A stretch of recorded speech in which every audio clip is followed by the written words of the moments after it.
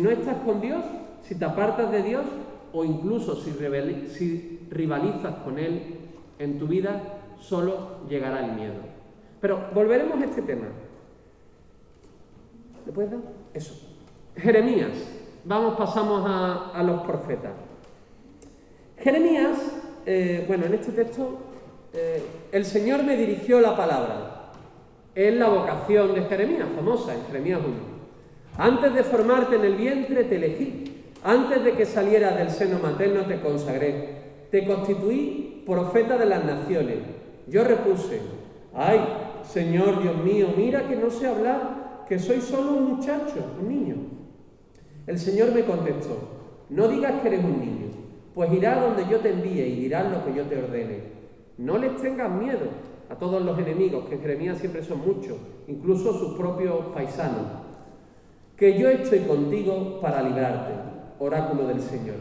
Esta es toda la vocación y termino con el texto final que es como muy chocante. Pero tú, cíñete los lomos, prepárate para decirles todo lo que yo te mande. No les tengas miedo, que si no, seré yo quien te meteré miedo de ellos. Desde ahora te convierto en plaza fuerte, en columna de hierro y en muralla de bronce. Fijaos, no tengas miedo es una de las grandes expresiones de la Biblia, al-Tirab, ¿no? Y en el Nuevo Testamento aparece muchísimo.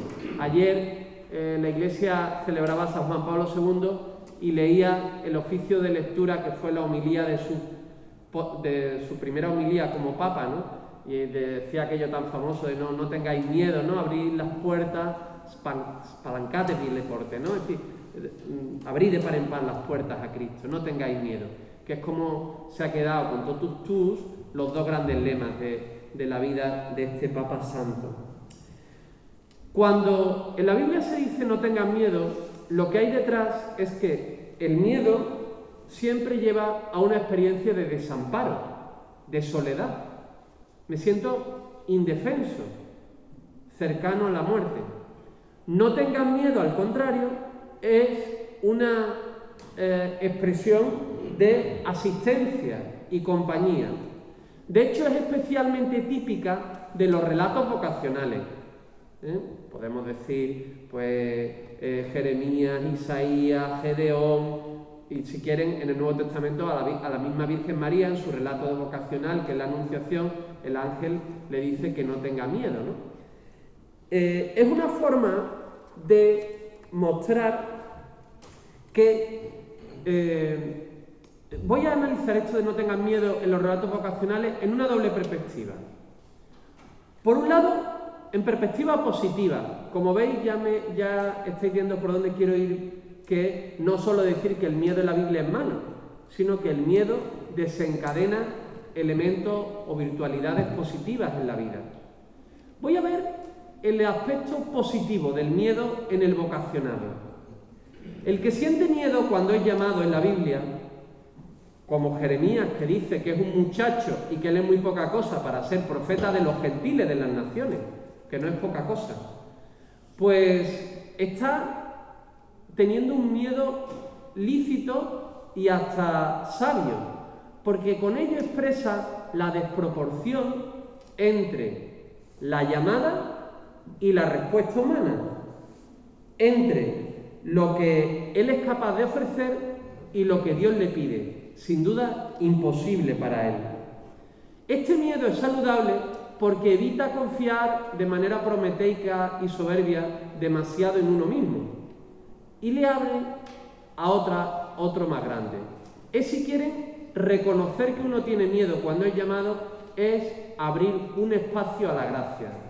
Señor, yo tengo miedo y si tú no me ayudas, yo solo no puedo. Por otro lado, también tiene una dimensión negativa. El miedo puede paralizar, como a Jonás, que cuando Dios lo llama, le dice que vaya a Nínive y va hacia Tarsis, ¿no? No sé qué decir los arqueólogos, no somos nosotros, pero bueno, da igual. Me acabas de hundir en mi explicación. Pero bueno, a Tarsis, donde quiera que sea, que en teoría, según el relato bíblico, es en dirección opuesta de Nínive. O sea, hay que superar el miedo. El miedo es solo una experiencia transitoria que ayuda a reconocer al llamado que él no puede, pero debe ser superada por la fórmula de asistencia, que es otra que está siempre en los relatos de vocación. Yo estoy contigo. A María le dice, el Señor está contigo. A Gedeón, yo estoy contigo, ¿no? A Moisés, yo estoy contigo. La forma de superar el miedo, como ya os decía, es la compañía. Hay alguien más grande que me quita el miedo. Pero voy a detenerme en esta afirmación chocante. No les tengan miedo, que si no seré yo quien te meteré miedo de ellos. Un poco duro, ¿no? Este Dios que pone a Jeremías entre la espada y la pared. En las confesiones de Jeremías tan famosas vemos esa experiencia del hombre que está entre el miedo atroz a la muerte por todos los adversarios y esta fuerza omnímoda y desproporcionada que a veces la experimenta como negativa, que es el propio Dios. Ahí, sin duda, Jeremías está entre la espada y la pared. Pero quiero que veáis que si no te meteré yo miedo de ello, no es propiamente una amenaza, sino más bien una constatación. El que no teme a Dios, teme muchas más cosas. O si quieren, voy a leer un pasaje famosísimo de Jesús que me ayudará a interpretar el otro. No tengáis miedo a los que matan el cuerpo, pero no pueden matar el alma. No, temed al que puede llevar a la perdición, alma y cuerpo en la gehenna. O sea, Dios dice, ten miedo de separarte de mí y no tendrás más miedo en la vida. Y en cambio, si no temes a Dios, te entrarán todos los miedos. Famoso Zimmerli, que es uno de los grandes exégetas del Antiguo Testamento, decía, el que teme a Yahvé no debe tener miedo. El que ha de tener miedo es el que no teme a Yahvé. En el fondo, este temor de Dios libera. Porque si uno solo teme al Señor de la vida, ya no teme a nadie más. Es un temor que te hace reconocerte como criatura, te hace saber dónde estás y te hace no temer la muerte social, que es el abandono o que hablen mal de ti, o tantas otras formas de miedo en el fondo el miedo es una prolesis de la muerte, ¿no? O la última muerte, que es el juicio, ¿no? Después hablaremos de ella. Bueno, dale. Esto va fatal el tiempo, ¿eh? Bueno. Torá, Nevi'im, Ketuvim, los escritos. Los escritos son los escritos sapienciales y el primero de ellos son los salmos. Aquí tenéis este salmo tan bonito que todo el mundo conocemos, ¿verdad? El Señor es mi luz y mi salvación, ¿a quién temeré? El Señor es la defensa de mi vida, ¿quién me hará temblar? Cuando me asaltan los malvados para devorar mi carne, ellos enemigos y adversarios tropiezan y caen. Si un ejército acampa contra mí, mi corazón no tiembla. Si me declaran la guerra, me siento tranquilo. Una cosa pido al Señor, eso buscaré, habitar en la casa del Señor por los días de mi vida, etc. Verán, este precioso salmo de confianza tiene, sin embargo, como punto de partida el miedo. Luego, personajes bíblicos, los salmistas, todos experimentan como nosotros el miedo. Y fíjense, en este salmo, si vamos repasando las amenazas, él habla amenazas posiblemente ideales, retóricas, de una guerra, del abandono de los padres y la auténtica amenaza que sufre el salmista que reza esta oración, que es un juicio amañado. Lo tienen en un juicio que está amañado y que sabe que va a llevarlo a la condena. Sin embargo, él es muy consciente que todas estas amenazas externas son menos amenazantes que la amenaza interior, el miedo. Porque el miedo es la suma y la síntesis de todas esas amenazas vividas existencialmente. Y fíjense, ante este miedo lo que hace es un diálogo interior. La profesora Teresa Bejarano, que es de nuestra casa, filósofa ya jubilada, ¿no?, que está ahora escribiendo una investigación muy interesante sobre una especie de fenomenología, no exactamente, más sobre la teoría de la mente y eso, sobre el diálogo interior del ser humano, ¿no? Y me decía que ella este salmo le sonaba un poco a un diálogo interior, ciertamente. El salmista se quiere convencer de que no tiene que tener miedo. Se dice, el Señor es mi luz y mi salvación. Y se pregunta, ¿a quién tengo que temer? Su respuesta debe ser a nadie. El Señor es la defensa de mi vida, ¿quién me hará temblar? Fíjense que la oración no elimina la causa del miedo, pero sí relativiza el miedo, porque hace comprender al orante que hay alguien más grande que el miedo. O sea, que vence al miedo desde su interior, lo desactiva no desde fuera. La sociedad actual no puede ser más segura, es decir, nuestras sociedades ahora son en teoría mucho más seguras que hace 50 años. Sin embargo, seguimos teniendo mucho miedo, porque no tenemos aquel que quita el miedo, ¿no? Y un detalle que me gusta mucho es que los salmos se cantaban. Entonces este canto probablemente expulsaba el miedo como a los niños pequeños, ¿no? Cuando sienten miedo y los padres le dicen que canten. O cuando la oscuridad le da miedo, ¿no? Y el orante dice, el Señor es mi luz, no debo de tener miedo a la oscuridad. ¿Sí? Otra visión del miedo desde el interior de la oración. Segunda parte de los Ketubim, los escritos, algo sobre la tradición sapiencial. Os pongo un proverbio del libro de los Proverbios. El principio de la sabiduría es el temor del Señor.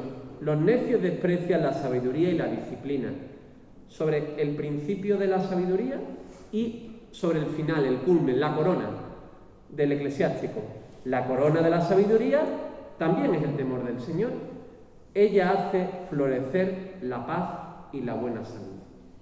¿Se está escuchando, Alberto? Sí, se escucha, vale. ¿Y no de muchas voces? No, vale. El otro día en la catedral vi unas voces tremendas, por lo visto. Los canónigos me dijeron que es que ya se tuvieron que tocar los oídos. Yo me vine arriba un poco y había buen micrófono allí. Bueno, verán, la experiencia de los sabios de Israel es muy bonita, muy interesante para todos vosotros que la mayoría, yo creo que todos sois creyentes y que intentáis hacer la universidad el diálogo entre la fe y la ciencia. Porque ellos, por un lado, hicieron ese esfuerzo trabajoso y apasionante por encontrar la sabiduría a través de la experiencia. Miraban la conducta de las personas, miraban pues el movimiento de la naturaleza, intentaban aprender sabiduría, consultaban a otros sabios de otras naciones. No había nadie más abierto a otras naciones que los sabios y asumían, en Proverbios hay una sección entera probablemente calcada de un libro de un sabio egipcio, Amenepope, la sabiduría de Amenepope, ¿no? Pero además de esta experiencia que es muy típica universitaria, que es aprender, hacer experiencia y así llegar a la sabiduría, intentaron unir esta realidad con su fe en el Dios de la alianza. Y así acuñaron estos proverbios que son casi del final de la reflexión de los sabios. El principio de la sabiduría, la dimensión, si quieren, de conocimiento, científica, ¿no?, experiencial, es el temor del Señor, es la relación con Dios y la fe. Para ellos era posible este diálogo que para muchos amigos y vecinos nuestros y compañeros vuestros de claustro parece trágicamente imposible. Pero, ¿en qué consiste este temor del Señor que dicen los sabios de Israel? Consiste en reconocer que Dios ha dado un orden al mundo, que uno no es ni más ni menos que una criatura de Dios en un mundo ordenado, que está en armonía. A veces una armonía recóndita, como expresa Job, el gran comentario a Job que hay en español y yo creo que en todas las lenguas. Lo ha publicado hace un año Víctor Morla, una obra después de toda una vida estudiando. El comentario es un mastodonte imposible de leer, pero bueno, Yo me lo he comprado nada más que como testimonio a lo que ese hombre ha escrito, ¿vale? Y él ha titulado, como subtítulo, me parece precioso, el comentario Recóndita Armonía, que es un aria de Tosca, de Puccini. Dice que el libro de Job muestra la armonía de todo, aunque parezca recóndita y aunque parezca que el sufrimiento crea un mundo lleno de caos. Bueno, pues el temor del Señor es descubrir que una vida sabia, ordenada y justa, donde se tiene una relación armoniosa con Dios, con las demás criaturas y con lo creado, es la mejor manera de ser sabio. Por eso, el temor del Señor, hay muchísimos cientos de proverbios sobre el temor del Señor. Provoca una vida larga, una vida tranquila, riquezas y honor, acercarse a Dios. El temor del Señor es la panacea. Terminaré, de hecho, con uno de estos proverbios. Fijaos, y termino con esto el Antiguo Testamento, que hemos pasado del miedo en tanto que consecuencia del pecado y como una realidad absolutamente negativa a una posibilidad, transformada y purificada por el temor del Señor, a relacionarse de manera sabia con los demás, con Dios y con la creación. Vamos a pasar al Evangelio. Bueno, en el Evangelio tenemos muchísimos pasajes sobre el miedo. Por ejemplo, un miedo meramente humano ante la posibilidad de la muerte. Los discípulos tienen mucho miedo cuando Jesús dice que va a ir a Jerusalén porque creen que van a morir con él. Vayamos y muramos con él, dice uno de manera sarcástica en el Evangelio de Juan, en el relato de Lázaro. O también hay un miedo reverencial, teofánico, típico del Antiguo Testamento también. Por ejemplo, Zacarías ante el ángel, o los discípulos en la barca cuando Jesús camina, ¿no? Hay muchas experiencias de miedo. O también vocacional, todo lo que he ido diciendo sale en el Nuevo Testamento. Pedro, cuando Jesús multiplica a los peces, ¿no? Se tira parte de mí, que soy un pecador, ¿no? Y se llena de estupor. Pero que los hombres tengan miedo es lo propio, ¿no? Y que Dios libere del miedo y Jesús diga que no tengáis miedo es también lo esperado. Lo que resulta más extraño, o al menos más provocativo a nivel tanto exegético como teológico, es que aquel que es presentado como el Hijo también tenga miedo. Es cierto, por ser honesto, que ningún evangelista aplica el verbo fobeo o su sustantivo phobos a Jesús. Lo hacen siempre de manera oblicua. O sea, experiencias, términos que aparecen en relación al miedo son atribuidos a Jesús. Ahora lo iré probando. Pero prefieren no usar el verbo fobeo, que es el que siente Adán, porque les parece como demasiado impío, ¿no? Que aquello que está tan íntimamente al pecado, como después veremos, sea usado para Jesús. Pero yo defiendo que Jesús siente humanamente el mismo miedo que nosotros. Lo único que, por un respeto, los evangelistas pues no usan el mismo término que el miedo de la transgresión de Adán. Sigo. Fíjense, vamos a leer Getsemaní. La versión más antigua, que es la de Marcos. Llegan a un huerto que llaman Getsemaní y dice a sus discípulos: sentaos aquí mientras voy a orar. Se lleva consigo a Pedro, a Santiago y a Juan. Empezó a sentir espanto y angustia y les dice: mi alma está triste hasta la muerte, quedad aquí y velad. Y adelantándose, reza Abba Padre. O la versión retórica, argumentativa de Hebreos, que aunque no estamos seguros que se refiera a Getsemaní, por ejemplo, el cardenal Benoit, que es el que más sabe de hebreo, lo remite a la escena histórica de Getsemaní. Cristo, en los días de su vida mortal, a gritos y con lágrimas, fuerte pensar a Jesús rezando a gritos y con lágrimas, presentó oraciones y súplicas al que podía salvarlo de la muerte, siendo escuchado por su piedad filial, y aun siendo hijo, aprendió, sufriendo, a obedecer. Patsein, matsein, es decir, sufrir, aprender, ¿no? La letra con sangre entra. sería el proverbio antiguo dicho hoy. Fíjense que Jesús aparece aquí con tres emociones. El espanto, que es una conmoción interior muy fuerte, la palabra exambeo significa eso, sería una palabra soez, ¿no?, que usamos para el miedo nosotros, ¿no? La angustia, y el verbo de la angustia, atemoneo, tiene implícito también el sentirte solo y aislado. De hecho, por eso a Jesús le va a doler tanto que los discípulos se queden dormidos, porque se siente solo, el miedo provoca soledad. Y después la tristeza, una tristeza hasta la muerte, que es una expresión que recupera una expresión similar en los salmos del justo sufriente. O sea, Jesús realmente se siente totalmente desvalido. Un miedo atroz a la muerte. No solo a la muerte física, sino a la muerte por lo que Él ha dado la vida, que es el reino de Dios. Con Él va a morir aquello por lo que Él ha dado la vida, que es predicar y actuar el reino de Dios. Si Él muere, muere todo. Otro verbo que usa Juan es tarazo.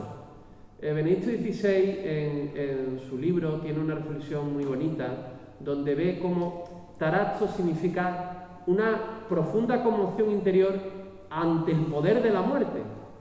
Lo usan 3 veces.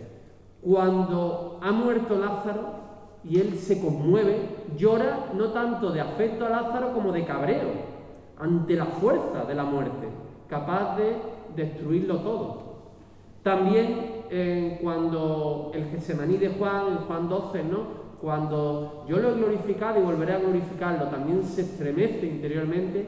Y cuando Judas se va a entregarlo, él se estremece al ver cómo la muerte y su lugarteniente, o si quieren mejor, el pecado y su lugarteniente, que es la muerte, han hecho que uno de sus amigos se vaya a traicionarlo.